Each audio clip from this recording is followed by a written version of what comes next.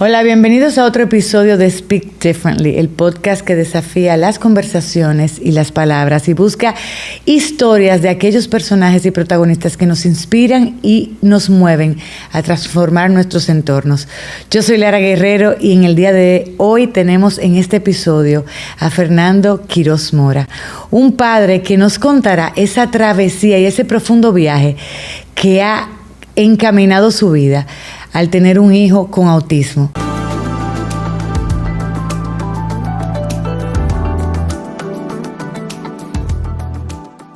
Bienvenido aquí, Fernando, en este episodio. Encantadísimo de estar acá, Lara, contigo y con tu audiencia, y sobre todo por un tema tan que importante apasiona y que es tan emotivo. De verdad que la idea con esta conversación es irnos más allá de esos desafíos diarios que tú tienes y sumergirnos en ese viaje y ese mundo lleno de amor, porque un padre, leí hace mucho tiempo una frase que decía, niños especiales tienen padres especiales, y que Dios deposita a esos ángeles en manos de esas familias que tienen un gran corazón. Yo creo que tú eres un modelo de lo que es la resiliencia y sobre todo un aprendizaje constante, Fernando. Gracias por estar aquí con nosotros a hablar de eso. Yo soy padre de Fernando Gabriel Quiroz Flavia, y mi esposa Irana y yo asumimos esto como un compromiso. Y le hemos prometido a Dios que cada actividad, cada esfuerzo esté enfocado en la calidad de vida de nuestro hijo, en el caso de Fernando Gabriel, pero también expandir lo más que podamos informaciones, gestiones, esfuerzos que puedan llegar a otras familias. Y por eso constituimos la mesa de diálogo por el autismo, y por eso motivamos a impulsar la ley 3423, que es para la protección e inclusión sobre el autismo igualmente. Tú sabes que ser padre de un niño, ¿verdad?, con autismo es un viaje lleno de altibajos emocionales. Sí. Dentro de ese camino, ¿qué tú puedes compartir con nosotros de un momento que haya sido particularmente difícil de esta experiencia?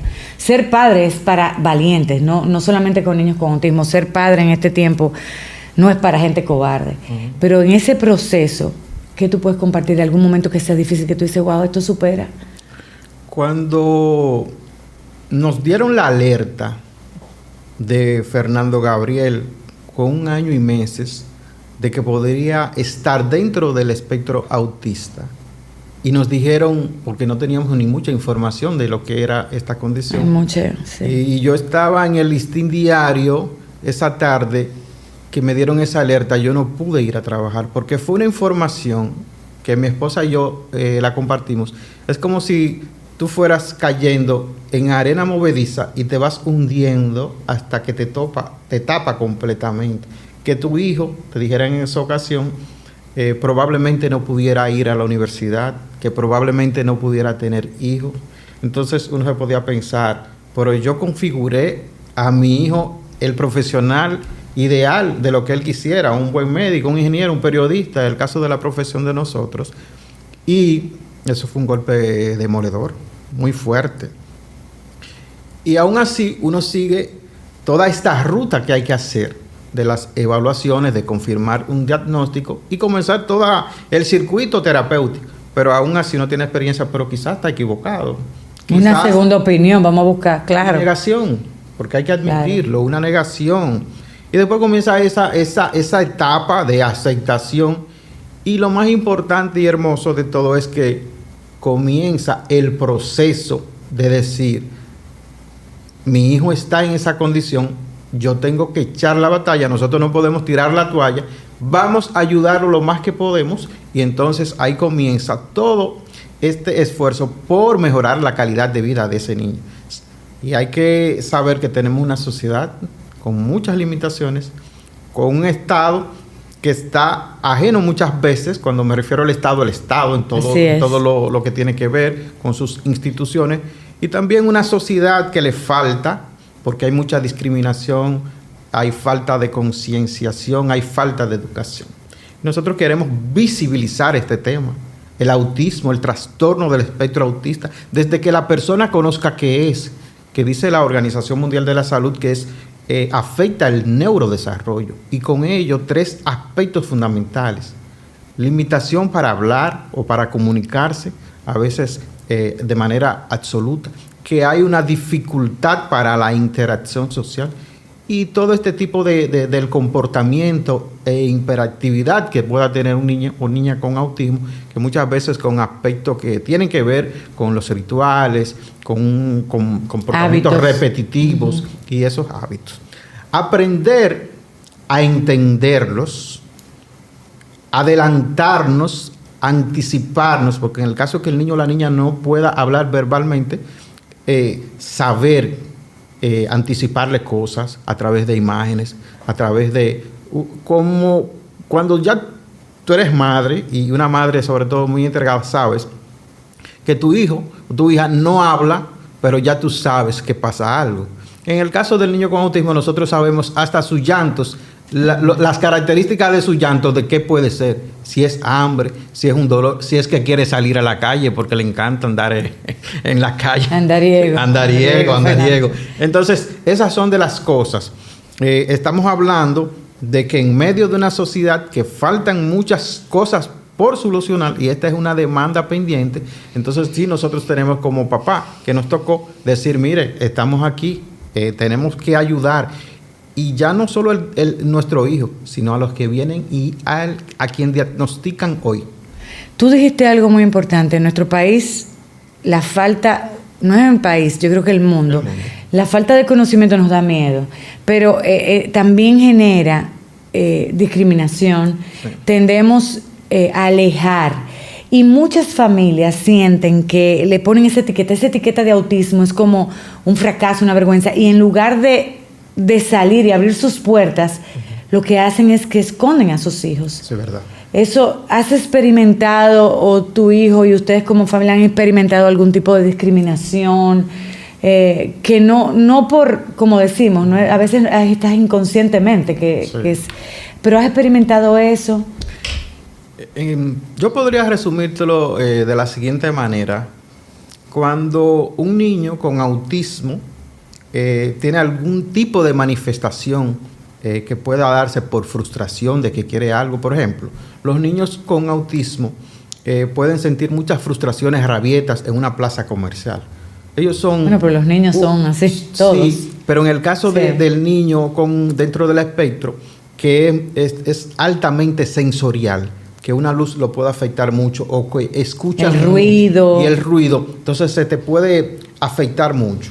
Entonces quizás el público que lo pueda ver, el niño tirado al piso o rabieta, ese tipo de situaciones, puede pasar por ahí un transeúnte y dice, pero ese muchacho es malcriado, pero no respetan, ya los muchachos no respetan. Ese tipo de cosas. Por ejemplo, en un supermercado, yo recuerdo una ocasión que un seguridad de una plaza comercial nos trató de dar una lección, yo se lo agradecí.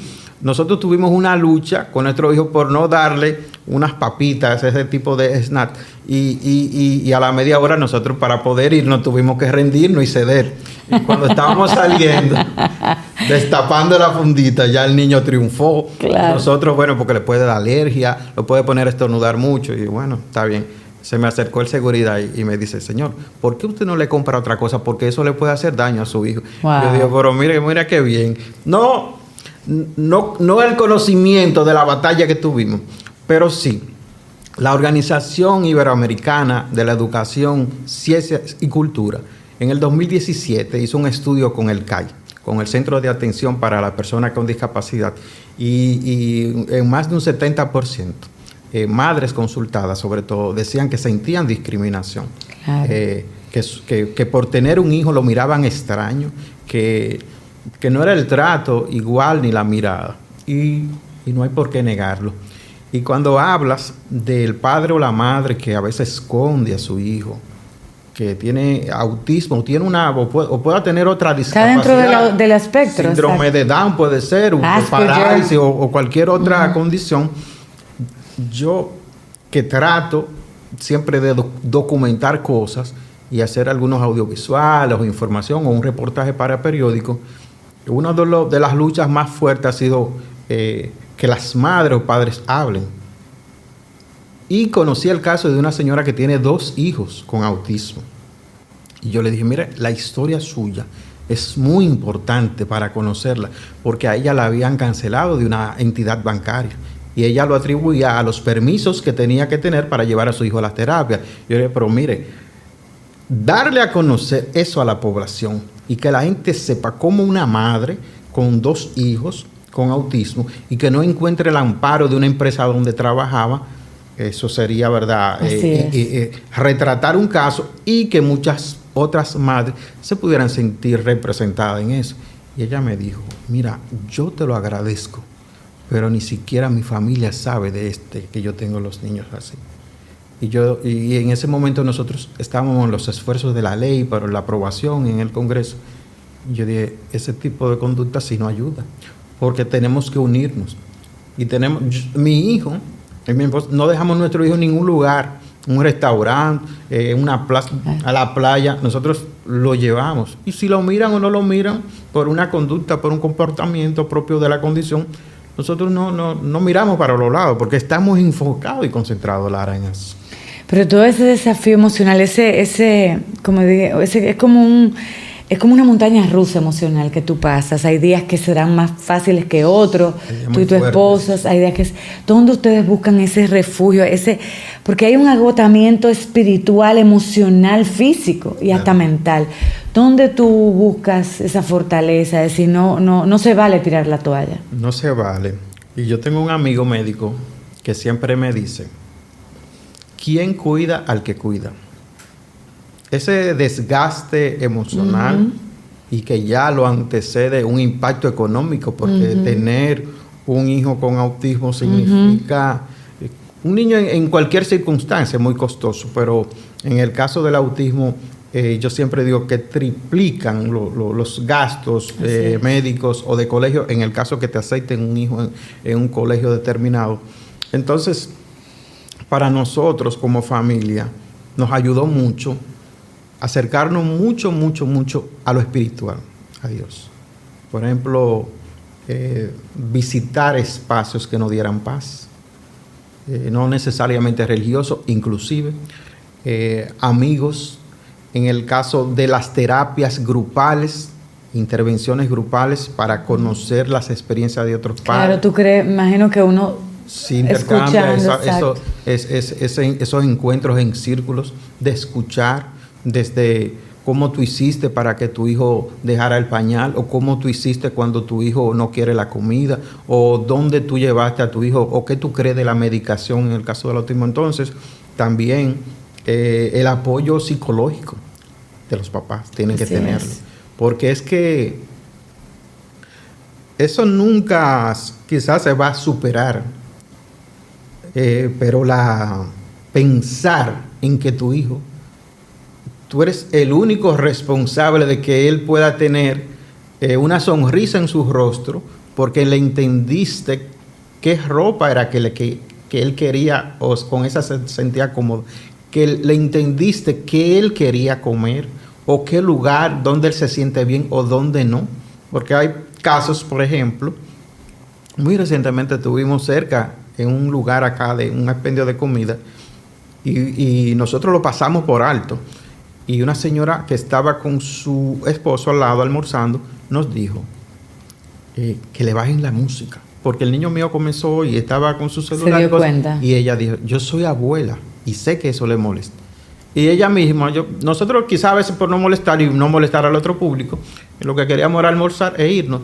Y ella llamó al servicio y le dijo, bajen la música. Y el niño después se calmó. Entonces, para que tú veas el nivel de conciencia, cuando existe y se conoce el tema. Entonces, compartir las experiencias, ahí está llamado desde arriba. Claro, lo único que puede mover los corazones para que la gente... En ese tema de la ley, tú has sido, un héroe. Tú has sido la voz de tantas familias y yo de verdad te reconozco y tú has sido diligente y no has descansado. Como dije, no hay espacio para tirar la toalla, pero en ese camino de tú impulsar, porque no es tú estás pensando, tu motivación nace de una experiencia propia, pero estás hablando por cientos de familias que no tienen voz. ¿Qué ha sido lo más difícil? Que las autoridades entiendan o lograr que la gente se sume. ¿Qué ha sido lo más difícil? Una lucha, porque hay apatía hasta en nosotros mismos, los papás, padres y madres de niños con autismo, porque yo recuerdo que cuando estábamos en vistas públicas en el Congreso Nacional, la ley se aprobó en mayo de 2023. Exacto. El presidente de la República la aprobó en 5 de junio de 2023. Y yo recuerdo que meses antes convocábamos a padres, vamos a llenar los balcones del Congreso, que se sienta que estamos unidos. Iban 5 y 6 padres.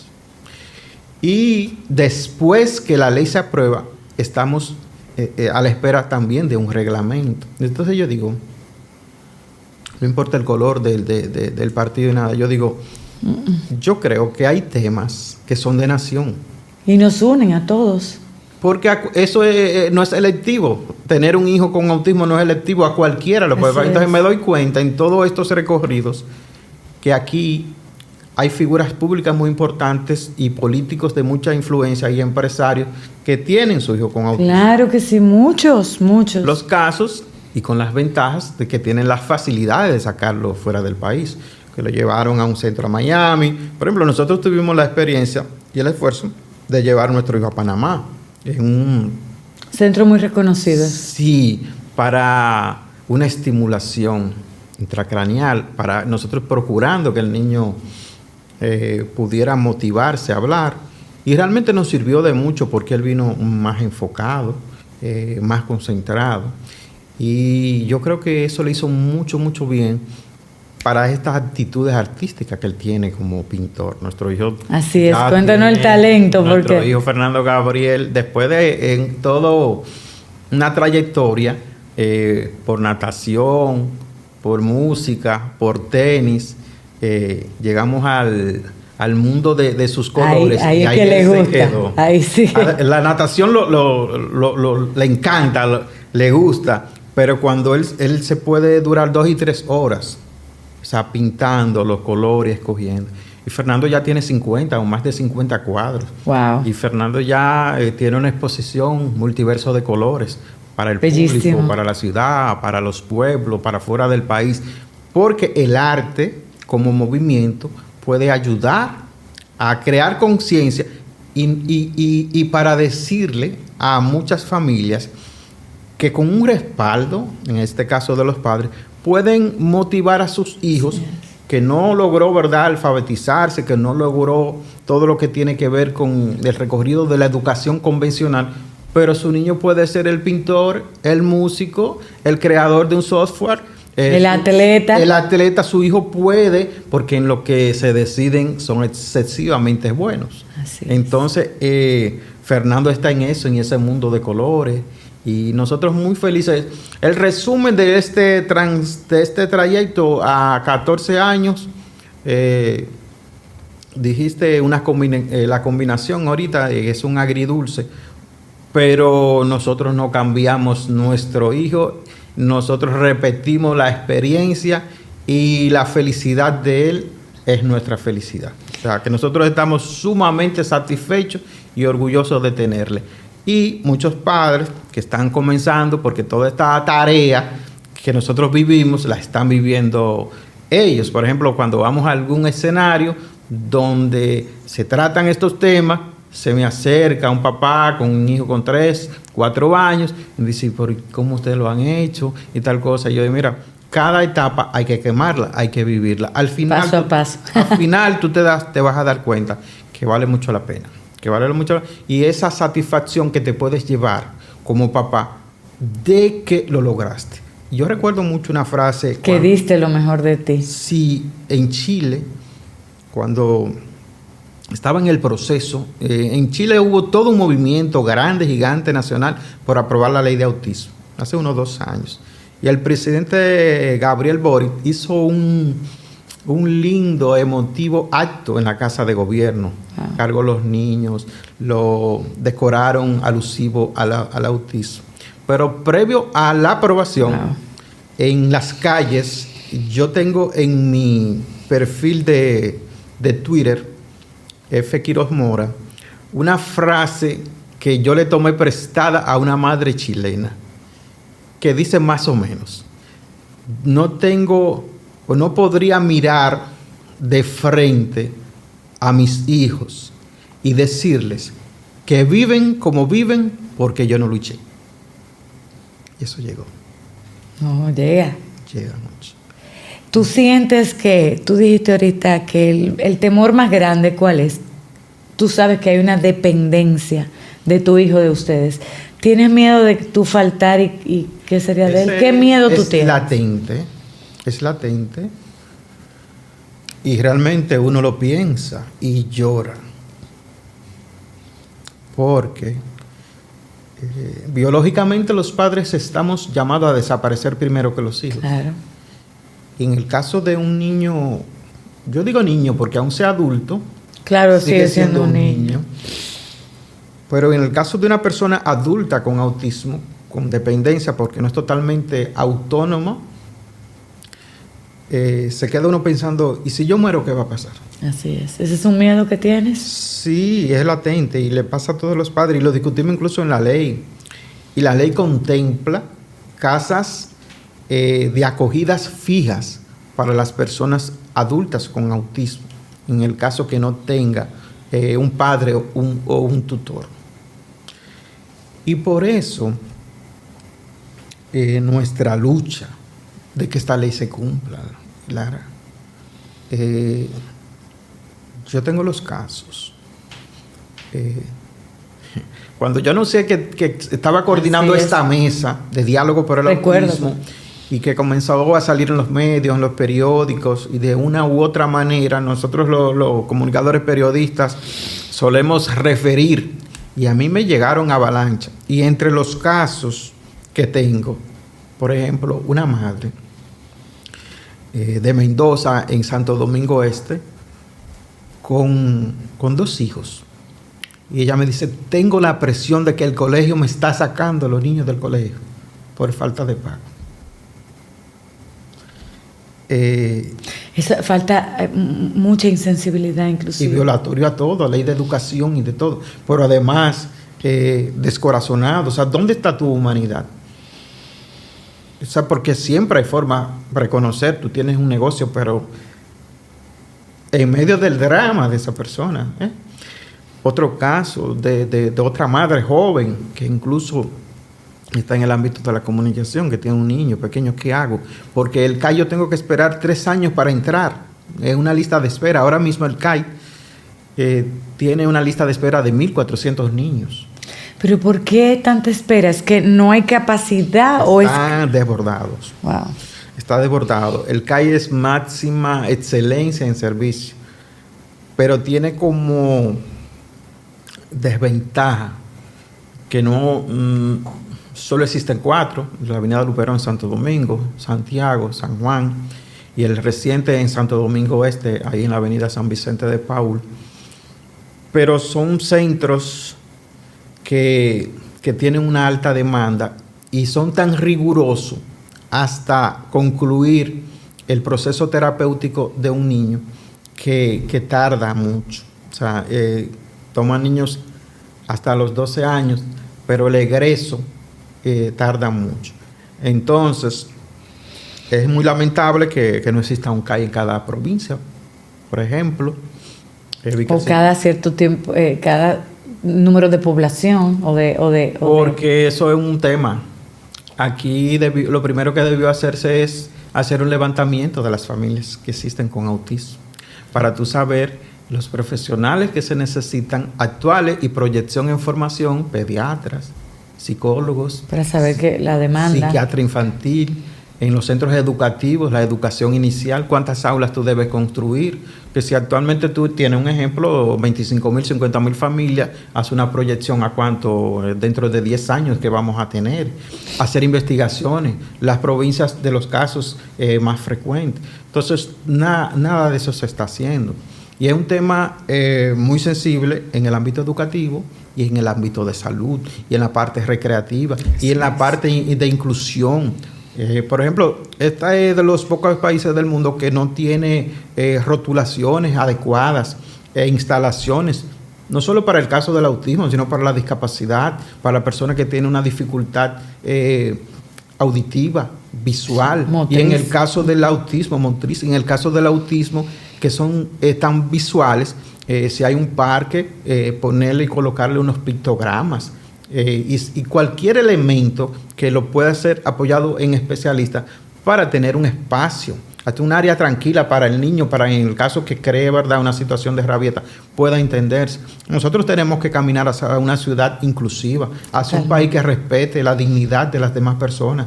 Entender que esa persona lo que tiene es un cerebro diferente, una forma diferente de ver la vida. Llena de talentos. Que no es una enfermedad, que es una condición, que aunque sea permanente, es mejorable. Entonces nosotros sí tenemos que luchar por eso. Y el caso tuyo, por ejemplo, este podcast que lo estás poniendo al servicio de esta causa, tú estás haciendo un servicio a la sociedad, porque tú estás llevándole un mensaje a esa madre que quizás cuando te escuche está totalmente impactada emocionalmente y con un tema de salud mental. Sí, es muchas veces, tú sabes que la vida está llena de frustraciones y tenemos muchas esperanzas, pero ustedes como Fernando Gabriel tiene padres, ustedes son padres presentes y padres involucrados.